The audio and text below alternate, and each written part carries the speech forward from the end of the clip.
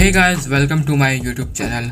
आज की इस वीडियो में मैं आपसे बात करने वाला हूँ Realme C15 के बारे में। और जैसा कि आप सभी को पता है कि Realme C11 हाल ही में लॉन्च हुआ था और Realme वालों की गिनती नहीं आ रही है, इसलिए उन्होंने 12, 13, 14 को स्किप करके डायरेक्ट Realme C15 लॉन्च करने जा रहा है। खैर, वैसे नाम से तो कोई उतना फ़र्क पड़ता है नहीं, बट अभी भी बहुत सारे कन्फ्यूज़न है इस डिवाइस को लेकर, जैसे कि ये एक बजट स्मार्टफोन होने वाला है या फिर एक मिड रेंज स्मार्टफोन।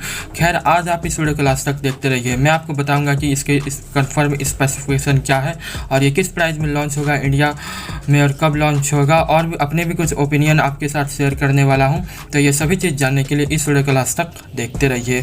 तो हाय फ्रेंड्स, मेरा नाम है रोशन और Top Tech Mind YouTube channel में आपका स्वागत है। ओके चलो, तो सबसे पहले बात कर लेते हैं इस फ़ोन के डिस्प्ले को लेकर। तो डिस्प्ले आपको 6.5 इंचेस की HD प्लस डिस्प्ले देखने को मिलेगी, जो कि आएगी मिनी ड्रॉप नॉच के साथ। और इसमें जो फ्रंट साइड में कैमरा देखने को मिल रहा है वो 8 मेगापिक्सल का होने वाला है। और जो आप अभी स्क्रीन पर पोस्टर देख पा रहे हैं, ये Realme वालों ने ऑफिशियली रोल आउट किया है अपनी वेबसाइट पर। और यहाँ पर आपको क्वाड कैमरा सेटअप प्रोवाइड किया गया है, जिसमें से 13 मेगापिक्सल का प्राइमरी कैमरा है, 8 मेगापिक्सल का अल्ट्रा वाइड एंगल है, 2 मेगापिक्सल मैक्रो के लिए दिया गया है और 2 megapixel portrait mode, slow motion और बुके इफेक्ट वगैरह भी इसमें दिया गया है। और अगर आप नोटिस करेंगे तो रियर साइड में एक फिंगरप्रिंट सेंसर भी दिया गया है। ओके, तो अब बात कर लेते हैं इस फ़ोन की प्रोसेसर को लेकर। देखो, यहाँ पर ये तो कंफर्म है कि इस फ़ोन में मीडियाटेक हेलियो जी सीरीज़ का ही प्रोसेसर यूज़ किया जाएगा, बट यहाँ पर कुछ यूट्यूबर यह कह रहे हैं कि इस फ़ोन में यानी कि Realme C15 में मीडियाटेक हेलियो G35 का प्रोसेसर दिया जाएगा। बट अगर हम Realme C11 को ध्यान में रखते हुए देखें तो Realme C11 में मीडियाटेक हेलियो G35 का प्रोसेसर पहले से ही दे दिया गया है। और अगर Realme वाले फिर से यही करते हैं, यानी कि Realme C15 में भी मीडियाटेक हेलियो G35 का प्रोसेसर डाल देते हैं, तो इन दोनों फ़ोन में बैटरी के अलावा कोई भी डिफरेंस नहीं बचेगा। तो मेरे हिसाब से इस फ़ोन में मीडियाटेक हेलियो G70 का प्रोसेसर देना चाहिए और 90% चांस यही है कि इस फ़ोन में मीडियाटेक हेलियो G70 का ही प्रोसेसर दिया जाए, वरना इन दोनों फ़ोन में कोई रीज़न ही नहीं बचेगा इसे परचेज़ करने का। दोनों लगभग बराबर ही हो जाएंगे। और आप मुझे कमेंट करके ज़रूर बताइएगा कि आपको क्या लगता है, आपके क्या ओपिनियन है इस फ़ोन के प्रोसेसर को लेकर, प्लीज़ कमेंट करके बताइएगा। और अगर आपको ये वीडियो पसंद आ रही है तो यार क्या कर रहे हो, प्लीज़ इस वीडियो पे एक लाइक कर दो।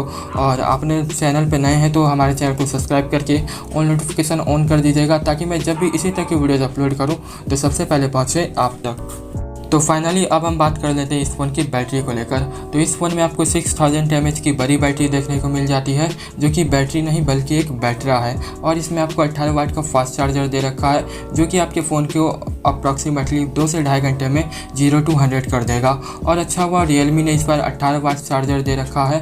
अगर 10 वाट दे रखा होता तो भैया हमारे तो वाट लग जाते फ़ोन को चार्ज करने में। और नीचे के साइड आपको USB Type-C पोर्ट देखने को मिल जाता है, 3.5 mm ऑडियो जैक देखने को मिल जाता है। और इसमें आपको Android 10 देखने को मिल जाएगा, जो कि बेस्ड होगा Realme UI पे आउट। तो ये 3 वेरिएंट में लॉन्च होने वाला है, 3 GB रैम और 64 GB इंटरनल स्टोरेज, 332 और 464 में भी लॉन्च होने वाला है।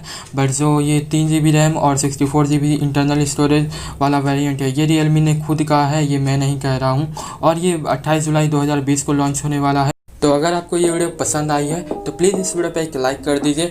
और जो नीचे सब्सक्राइब का बटन है वो मुझे दिन भर घूरता रहता है, तो यार उसे तोड़ो मरोड़ो, जो भी करना है करो, मुझे नहीं पता, बस क्लिक हो जाना चाहिए।